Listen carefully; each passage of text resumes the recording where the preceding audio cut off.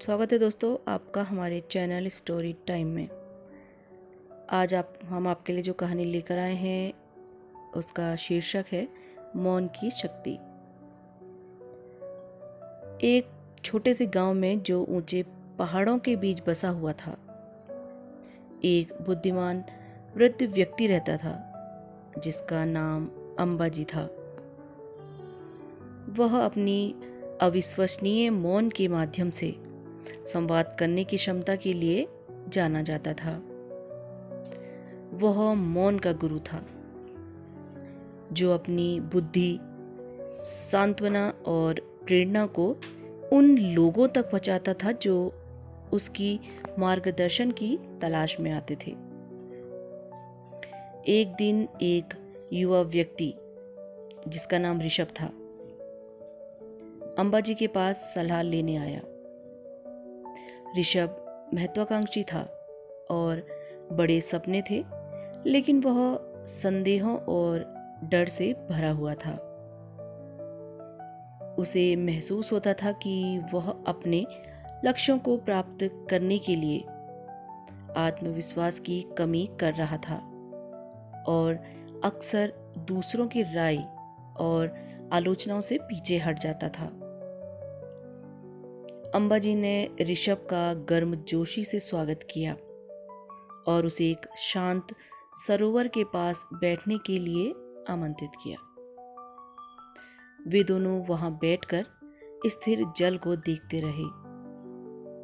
कुछ क्षणों के मौन के बाद अंबाजी ने धीरे से कहा, मौन की शक्ति को सुनो। इस मौन के भीतर तुम्हें वह उत्तर मिलेगा जिसकी तुम्हें तलाश है। पहले तो ऋषभ भ्रमित हुआ। वह लंबे व्याख्यान और गहन सलाह की उम्मीद कर रहा था, लेकिन अंबाजी के संदेश ने उसे प्रभावित किया और उसने शांत रहने और बुद्धिमान वृद्ध व्यक्ति की बातों को सुनने का निर्णय लिया। अंबाजी ने कहा, जैसे तुम यहाँ बैठे हो, सरोवर को देखो। यह शांत और अविचलित है, फिर भी यह अपनी चारों ओर की हर चीज को प्रतिबिंबित करता है, जैसे पहाड़, आकाश और पेड़। ठीक इसी तरह तुम्हारा मन भी शांत और अविचलित होना चाहिए। अपने भीतर मौन की शक्ति को अपनाओ, क्योंकि यह तुम्हें अपनी सच्ची क्षमता को देखने और अपने सपनों की सुंदरता को प्रतिबिंबित करने की अनुमति देगा। ऋषभ ने सिर हिलाते हुए अंबाजी के शब्दों के गहरे अर्थ को समझना शुरू किया। उसे एहसास हुआ कि अराजकता और शोर के बीच उसे अपने भीतर स्थिरता खोजनी होगी ताकि वह स्पष्टता प्राप्त कर सके।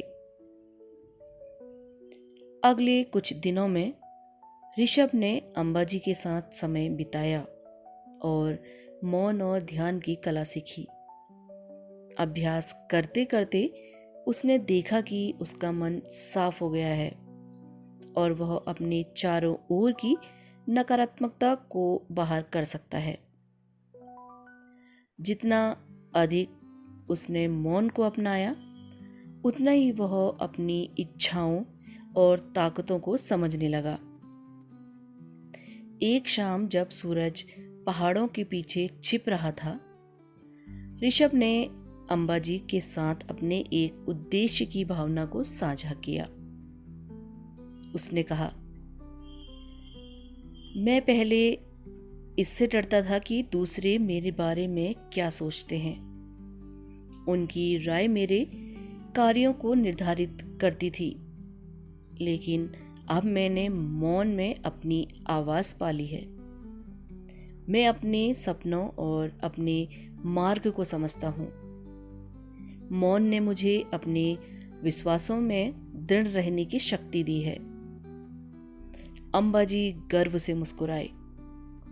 वह जानते थे कि ऋषभ ने महानता की ओर पहला कदम उठा लिया है। याद रखो ऋषभ, उसने कहा, मौन ध्वनि की अनुपस्थिति नहीं है, यह उद्देश्य की उपस्थिति है। इसे अपनाओ और तुम्हें किसी भी बाधा को पार करने के लिए प्रेरणा और साहस मिलेगा। साल बीत गए और ऋषभ एक सफल उद्यमी बन गया, जिसने अपनी नवाचारी विचारों से दुनिया में अपनी पहचान बनाई। वह अक्सर गांव लौटता था, अंबाजी से मिलने, जिसने उसे मौन की शक्ति दिखाई थी। उस दिन से गांव में अंबाजी की कहानी सुनाई जाती थी। वह बुद्धिमान वृद्ध व्यक्ति जिसकी मौन ने दूसरों में महानता की प्रेरणा जगाई। ऋषभ की सफलता और उपलब्धियों के माध्यम से मौन की शक्ति पूरे विश्व में फैली।